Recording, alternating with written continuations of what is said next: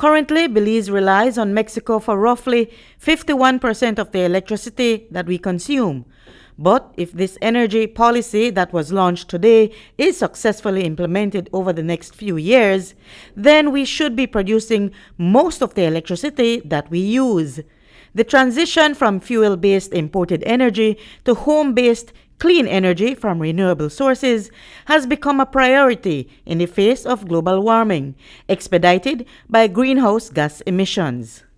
The Minister of Energy, Michelle Shebat, says this policy is expected to set the energy sector's framework for the next 7 to 10 years on where Belize wants to be in terms of adhering to the global call for cleaner, sustainable energy production. We want to achieve where we have the majority of sources of energy in Belize coming from renewable sources. Renewable sources of energy, we include solar, wind, and water, as well biomass. We're looking at waste to energy projects. And so what this policy really does, it is setting the parameter of where we want to go in the very general, in the very broad terms. The idea is that by 2030, between 2030 and 2035, we're going to have about 70% of our energy sources from renewable sources, local renewable sources. And so that is really the goal. The EU has played a key role in assisting Belize with the transition. Through the Light Up Belize program, they have been working with our country to create the national energy policy. The EU target to reduce greenhouse gases by 55% in 2030 and convert Europe into the first climate-neutral continent in the next 30 years. The energy transition and the promotion of a carbon-neutral economy are at the heart of the European Green Deal. The EU in the last 10 years played a crucial role in increasing and improving energy access in countries all around the world.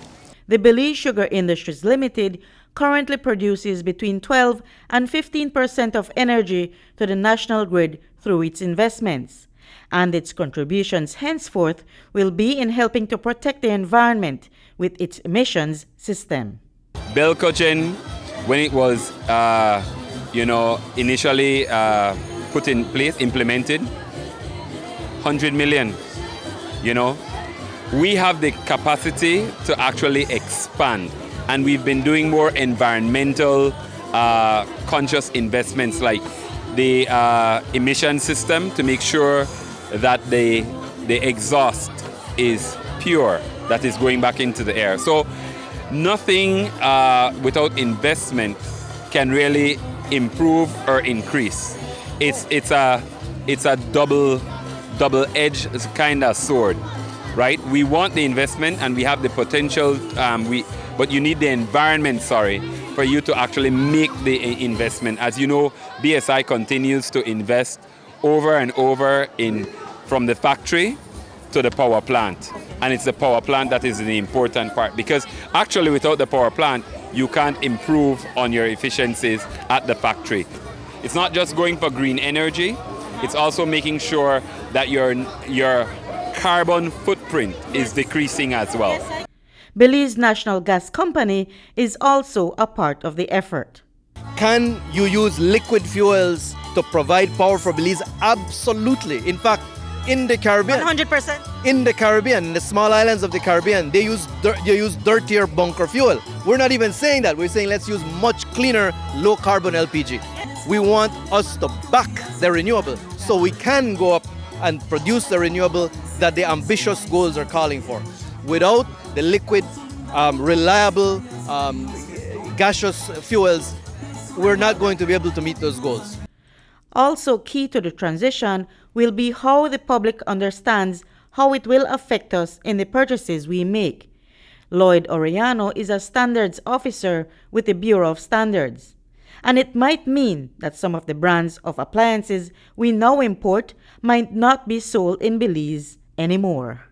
It will phase out the less energy efficient products in the market, and if a product does not comply with the standards at the point of importation, guess what? You can't import it.